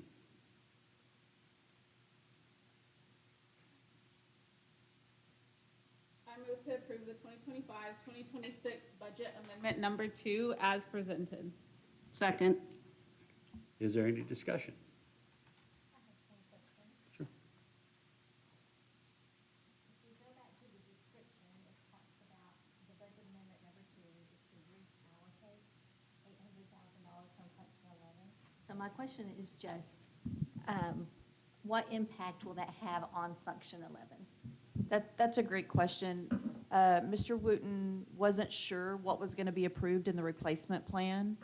And so once it was approved in the replacement plan, he had to move the money. He didn't take money from instruction. It was kind of like a holding place of where he had it sitting until the approval of the replacement plan happened, and then he needs to move it to the correct function. So we can hold it in function 11 until. Because you guys can move it, now that you approved the replacement plan, he has moved it in several functions based on the items that were in the replacement Okay, plan. that makes sense. Yes, I had the same question. Right. But, and also, I think it's notable to mention that this amendment balances all functions within Fund 199 with no impact to the fund balance. I think that those last two words are very important, so thank you. See any further discussion? Please indicate your vote. Motion carries 7-0.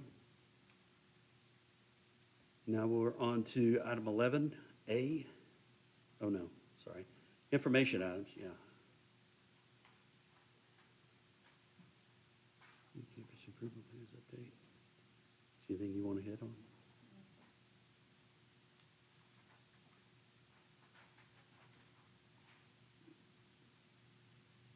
Anything anybody wants to jump on? Or this, it's a lot of information.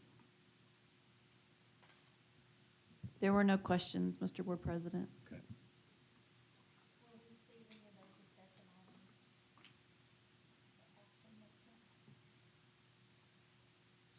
The information items or discussion items? Oh, I thought we were only on 11. We're on information items. Yeah, 11. on 11. Yes, and there were no questions Will we turned see in. that next month for? any Number action, 11? Just to be prepared for? No, I don't think so. Those are just the regular one-page information items. Okay, great, thanks. Now we're on item 12, discussion items. 12A, Board of Education key dates.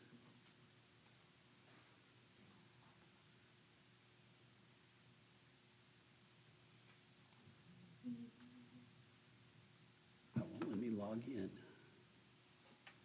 Try again. There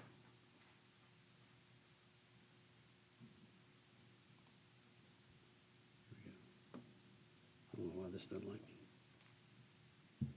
I don't have any questions, but I want to make a comment of a thank you and appreciation for all of the months that were provided on this one. Good for planning ahead.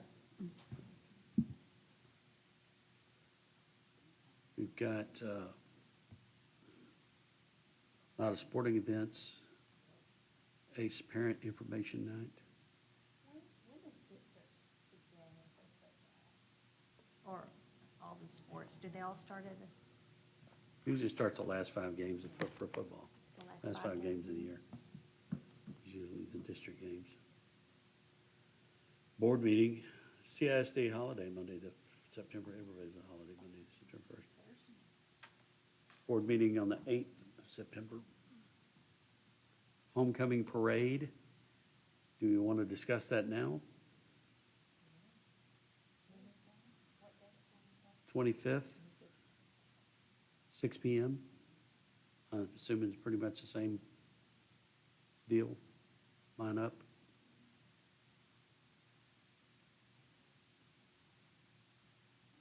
Yeah,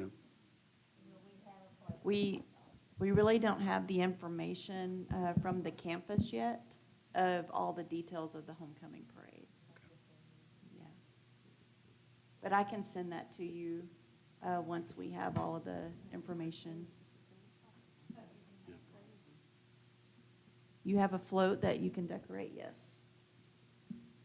it's a TASB convention on the 12th. Mr. Board President, we didn't have anyone that signed up for the Okay. convention, and so because of that, I did not sign up. Okay.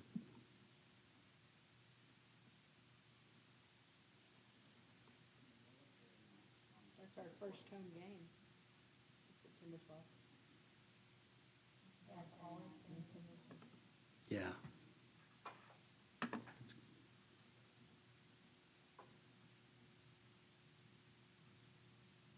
Okay.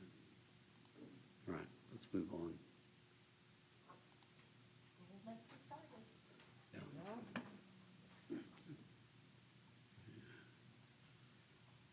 Golly, we're already looking at Christmas dinner, 12C, December 8th. Okay.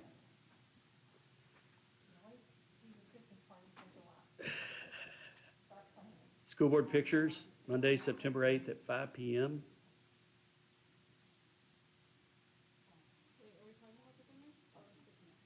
We can talk about it. I just made a remark of. What about September 8th?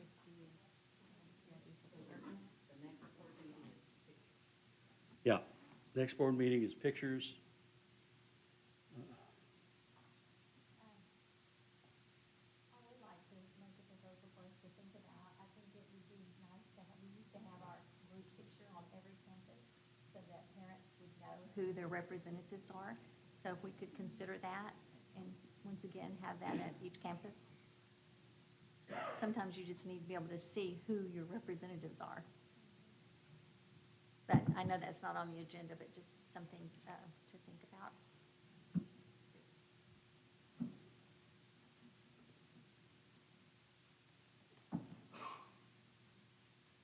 Can we get, Angela, can we get them on the 5th?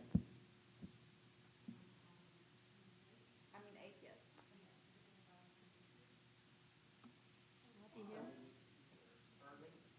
5 o'clock. I'm assuming black or navy? School color, red or blue?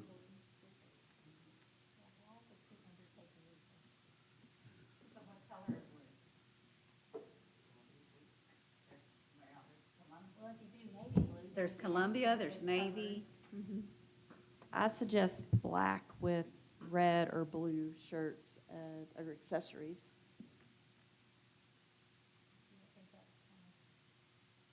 I think it looks very professional, you know, that's usually.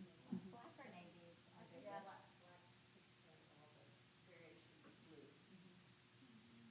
So what, then do we all want to wear the same color shirt? I think because there's so many different reds also, that when we did the red, everybody's red was all different, but I think red and blue, the school colors with basic black.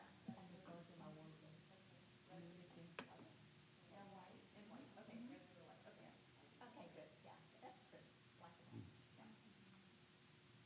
With a crisp light.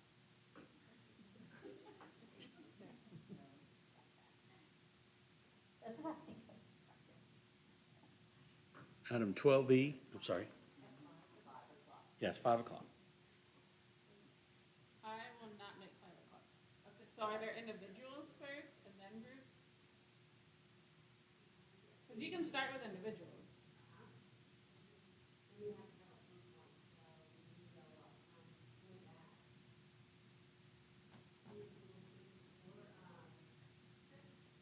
Before 6, yeah.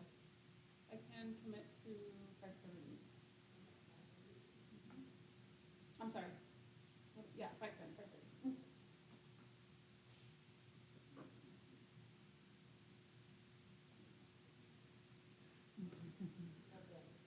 So you don't do individuals Just do like Dewey, first? just Get stick your individuals napkin out of up the here way. like Dewey does.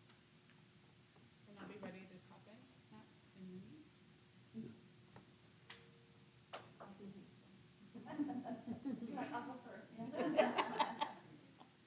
Everything else starts off at 5. 12E, discussion of creating a school board self-evaluation tool.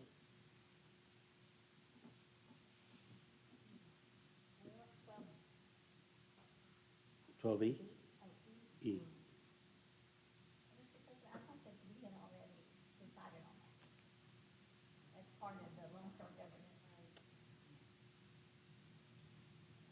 They have I don't know that quarterly we've about. set a date, though. Oh, okay. Yeah. I know in October that they're having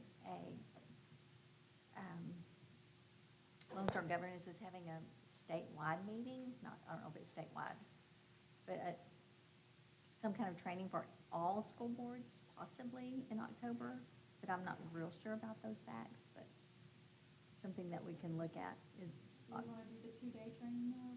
Oh, So that's is right, it that's the, right. I thought we were going to do the 2-day training. That's So, right, I'm uh, sorry. I think that's for continuing. Yeah. Do you have available dates Um, that she is available? No, she seemed to think it would be a Friday and a Saturday, maybe. So I just need to know, is that a possibility so that we can start getting some dates from Ms. Clark? What's the time frame for both days? Like, we don't even know if she wants 8 hours or 2 hours? She wants 8 hours. Yes, 2 full Two days. 8-hour days. Whoa. 8 hours. What was that? 2 8-hour days, 16. 2 8-hour days. Yes, 2 Okay. 8-hour days. A Friday.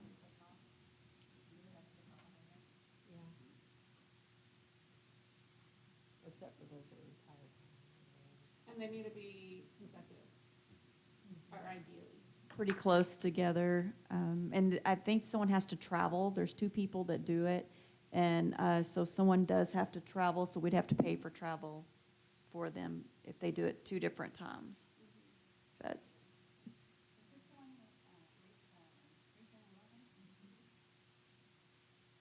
Did she mention a grant? She mentioned to us before that there's possibilities for grant. didn't talk funding. I did not talk any funding. I just said, let me know the dates. And she said it's usually a Friday and a Saturday, but, I'm here, so it's kind of up to your timeframe of what you can do at work. The only dates I'm not available are October 10th and 31st, because I have work things that I have to attend that day, all day.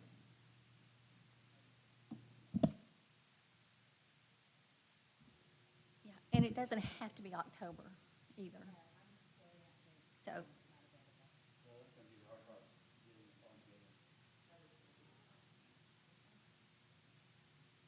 Is Saturday and Sunday out of the question? Like Saturday at noon, Sunday at noon after services? Oh.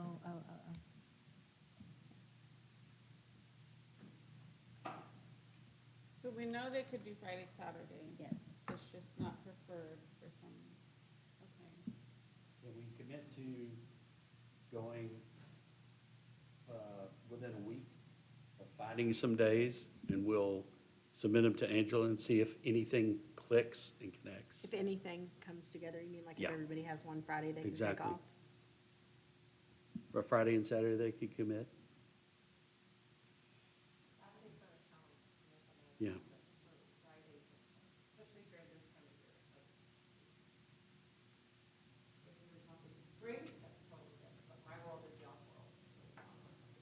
So do we have to do it before the end of the year? I mean, was that our plan? Was to, oh, We need to do it.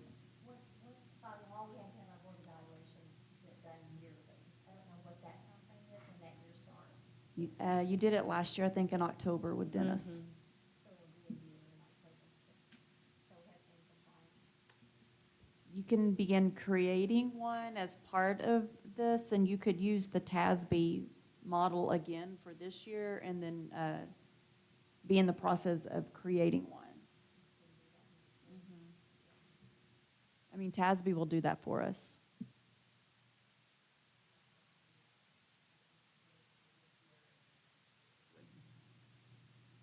Because we also don't want to rush it, right? We don't want to just rush it, like, check a box, do something for the sake of doing it. We want to make sure that it's quality, and we invest the time and the energy to put in it together. And I think that the first thing that we do in the two-day training is look at board operating procedures again, which will drive some of it. So I'm not sure during that two-day time if you're creating your evaluation tool. That might be an additional training. Some groundwork before we get to that. I think that's fair. Makes sense. And she'll probably have more dates open in the spring as well. They may be booked. I know Fort Worth ISD is using Lone Star Governance and doing their training right now as No, well. spring is better for me. Yeah, fall is hard for me. So fall is out for you. I mean, it's not out, but to coordinate schedules, it's going to be a challenge. I mean, we have conferences and there's weekends, and so, I mean, yeah. I think the end of February would be perfect timing because we start our cycle of our goals and evaluation. And so I do think that starting it in February might be very good timing. I think, and the other thing is, you guys just started this 5-year thing, so you might be adapting some, so that way you kind of like work out the things you're going to like adapt. By the time we get to the spring, then we're able to then really say, this is the solid plan. Right now, it's your best guess at the plan. And it will change because, accountability is going to change. So we have this, but we know that it's also changing and CCMR is changing, so we're doing the best we can knowing what's changing.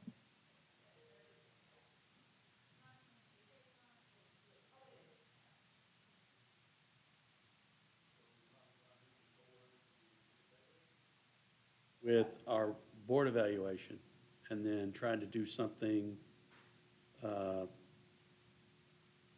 the spring, is that what I'm hearing? I think the end of February will be Lone Star Governance, and now something with TASB in October to be in compliance. Okay. Is that correct? Is that what everybody's on? And that way we can look at our calendars and make some arrangements. We have time to plan. February actually would be better for me too. When we reach out, do we want to ask if Sunday is something that they do so that we know whether we're considering Friday, Saturday, Sunday, or just Friday, Saturdays? Yeah, Angela, if you will ask her, but I think that wasn't one of the suggestions that she gave me, but maybe they'll do it.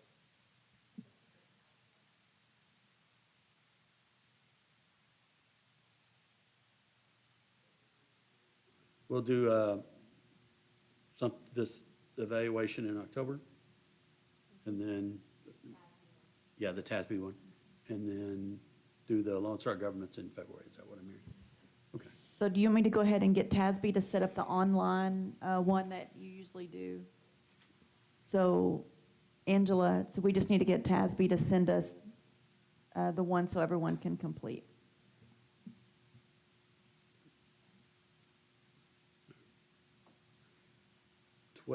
F, Board Committee discussions and updates, I believe.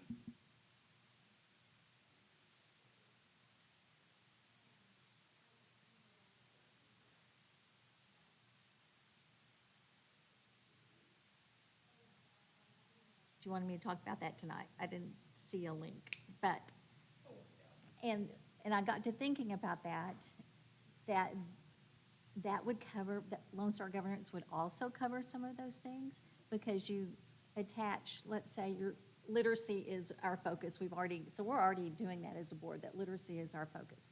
But how is literacy and community engagement also? How does community engagement affect the literacy focus that we have? So I think that we'll discuss that with Lone Star Governance. And then that would cover what we were proposing as far as what we can do with the community. And then we might need to bring what we're doing, in case you're not sure, like MoBus and the reading volunteers and things like that, like how are we bringing the community in to see how we can all tie it together? Something that we thought as a committee, how can we bring elected officials together to support one another, and so that we all know what each other is doing? How can the community support the school?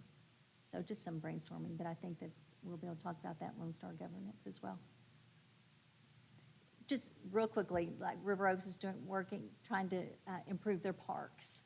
And so in the summer, they could possibly have novels in the parks and through pictures. So just things like that. So very simple things at first. I'm sorry, Tracy, I remembered, what happened to the museum idea, the Smithsonian? Did we not win that? We didn't win, no. Okay, never mind. Well, we evidently did not win that. We've had no communication back from them, so we don't know who won that. But we're hoping that it has spurred some interest for some heritage things in the city, so, yeah. But we sure tried.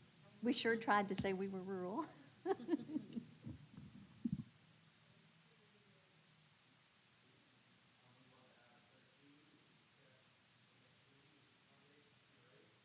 $20.25 for a regular board meeting. I move we adjourn. Hearing no objection, we stand adjourned at 8:55 PM.